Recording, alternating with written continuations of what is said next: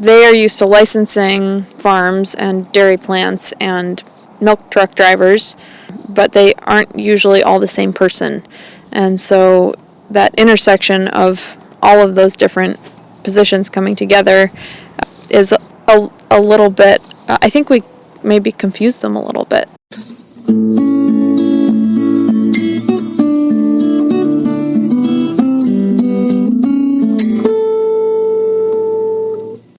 Welcome to the 272nd installment of Ear to the Ground, the Land Stewardship Project's podcast on family farming, regenerative agriculture, regional food systems, and local democracy. I'm Brian DeVore, editor of the Land Stewardship Letter.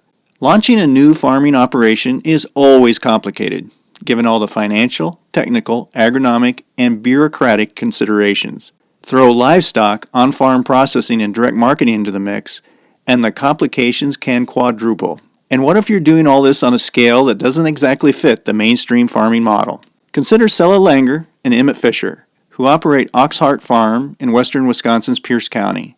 The young couple, both are in their early 30s, purchased the 35 acres the enterprise sits on in 2017 after spending several years getting farming experience as employees and renters. The experience they gained was wide-ranging geographically. They raised food in both the Midwest and on the East Coast. Sella and Emmett also gleaned diverse experiences when it came to agricultural enterprises. They worked with both vegetable and milk production during those apprenticeship years.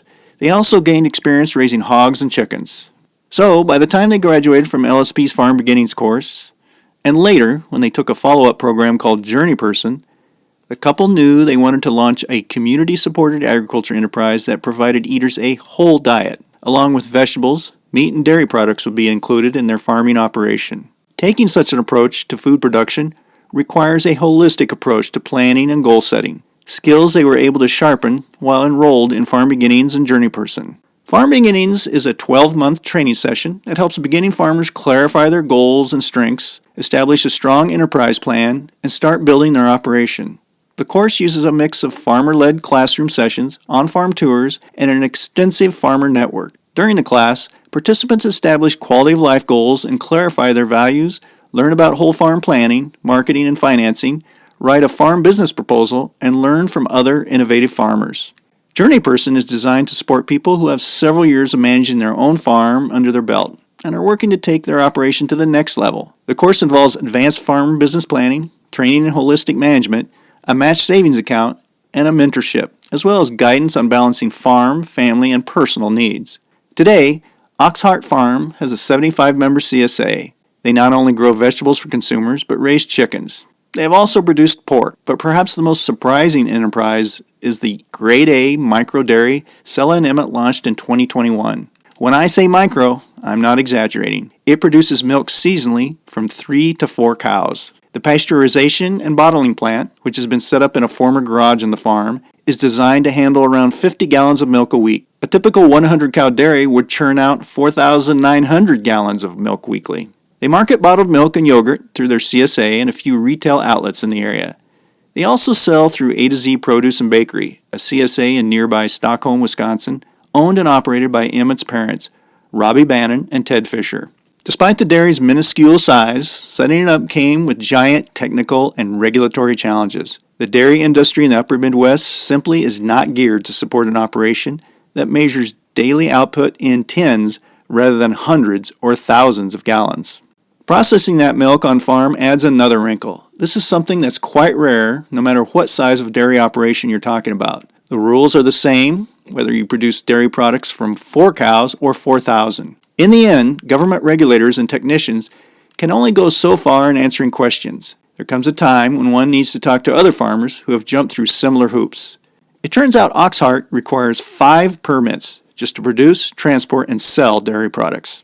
While enrolled in Farm Beginnings and Journey Person, Emmett and Sella learned the value of networking with established farmers who were carrying out the kind of enterprises they wanted to pursue. Through the Moses Farmer-to-Farmer Mentorship Program, they were able to connect with different established farming enterprises and began tapping them for knowledge. The Moses program pays the established farmers to be available to field questions from beginners like Emmett and Sella.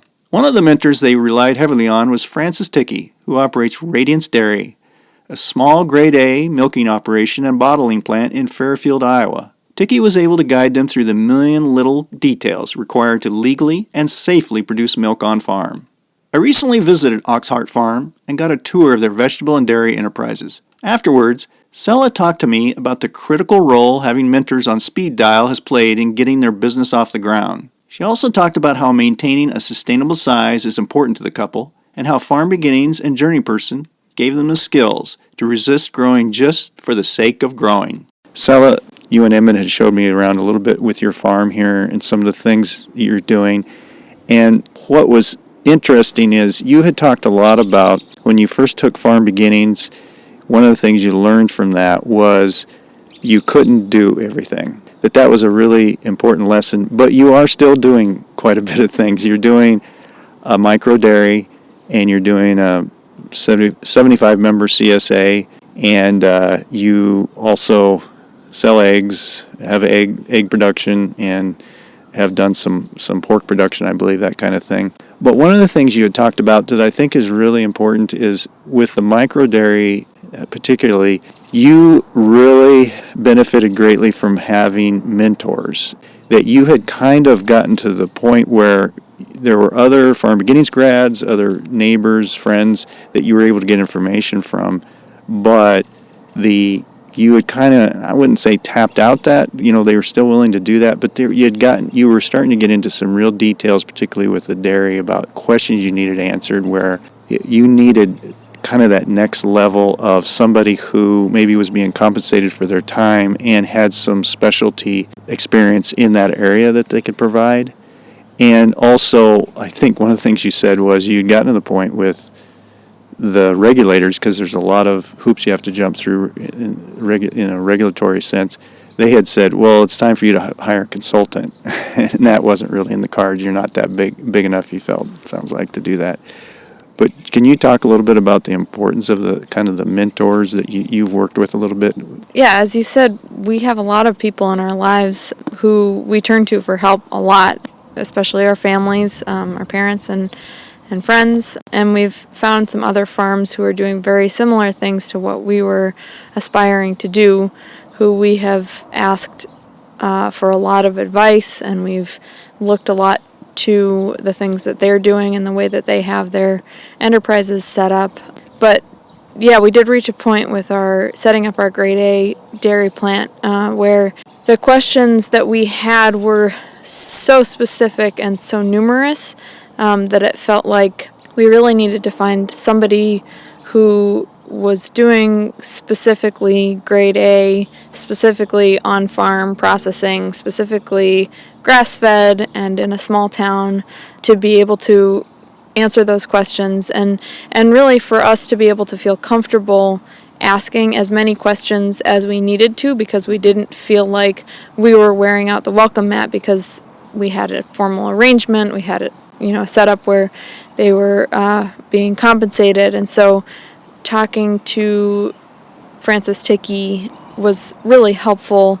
I would keep a running list all the time of questions as they came up. I'd have a list in my notebook or on my phone, questions for Francis. And that was, I'd carry it around with me, and whenever something came up, I'd write it down, and then when we'd have our phone call to check in, I would just run down the list with him, and being able to do that without feeling burdensome to somebody was very helpful and important to us.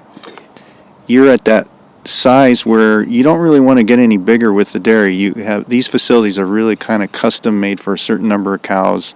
And I was looking at your bulk tank. It's the cutest little bulk tank I've ever seen. But anyway, it's really a certain size that you're looking at. So you have a certain, in some ways, the regulatory world isn't really fit for you. But you had mentioned even so, you've got like 5 permits. Can you kind of run through all the permits that you've had to kind of get just to do the micro dairy? Yeah, so in order to be a grade A farm as well as a grade A dairy plant, there are quite a few permits and licenses that you have to acquire, and it's the same whether you're milking 4 cows or 4,000 cows, I believe. Farm had to be licensed as a grade A farm. The dairy plant had to be licensed. It's actually a grade B license with a grade A permit. I had to be licensed as a pasteurizer operator. which entailed studying this big manual. There's this document called the Pasteurized Milk Ordinance that everybody in the country follows for grade A, and all of the pasteurization information is in there. So study that, take a test, get the license, and then in order to transfer milk from our milk house, which is the farm, to our dairy plant, I had to have a bulk milk weighers and samplers license, and that's also for sending our monthly samples to the lab for testing. Our own lab had to be licensed as a drug residue screening lab, and I had to be certified as an industry supervisor to do the drug residue screening. Wow. That's amazing. It's a combination of you have to gather information from the regulatory agencies, but then also really talk to somebody who's gone through that, somebody like Francis Dickey or somebody. Yep. They are used to licensing farms and dairy plants and milk truck drivers, but they aren't usually all the same person.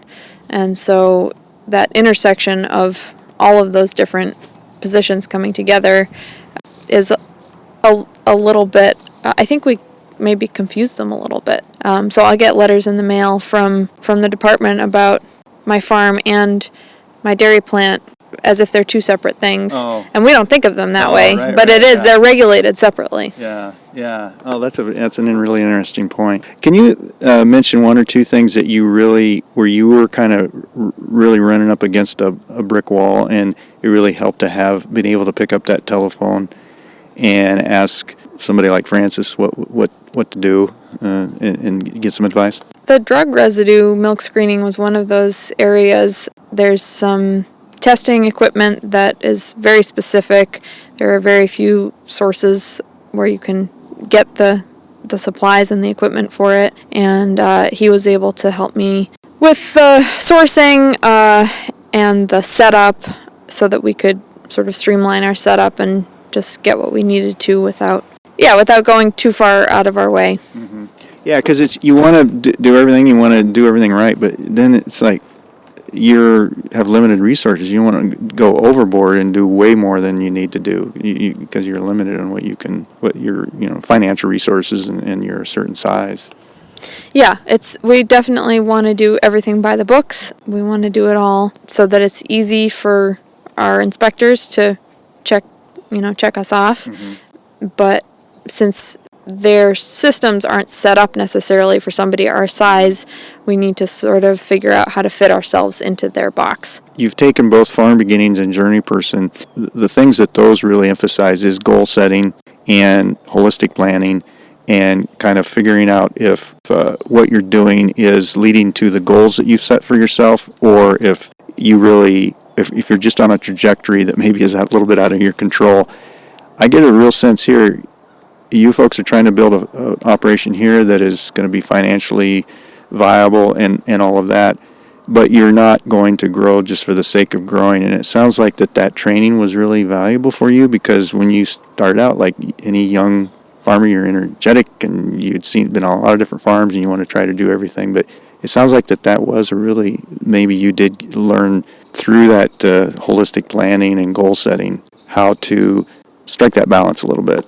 Yeah, we spend a lot of time every winter going back through reviewing each of our enterprises on our farm, finding out what the weak links were, discussing improvements we're going to make for the next year for it to be more efficient, more financially viable, for it to contribute to our quality of life. And we've really used the tools from Farm Beginnings and from Journey Person course to do that evaluation process and improve our systems every single year. And when we consider adding an enterprise, we also go through the processes that we learned through those courses to evaluate whether they fit with our farm business, whether they fit with our life, whether they're going to be profitable, whether they're going to improve our quality of life, or maintain our quality of life. And those have been extremely valuable tools all along.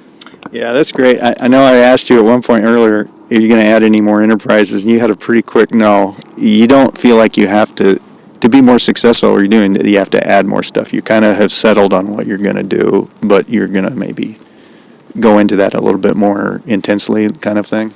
Yeah, I'd say that with launching the dairy, we have really reached our ultimate goal as far as farm enterprises. That has been the plan for a long time, and now that we've achieved it, we just want to spend the rest of our energy on improving all of our farm enterprises and making them more financially viable and more efficient and more ecologically sound. We feel drawn to striking balance with the ecosystem that we're working within and creating our own systems that work with those ecosystems and not against them, and really just sort of improving our little spot here on the planet rather than using all of our resources up and burning them off.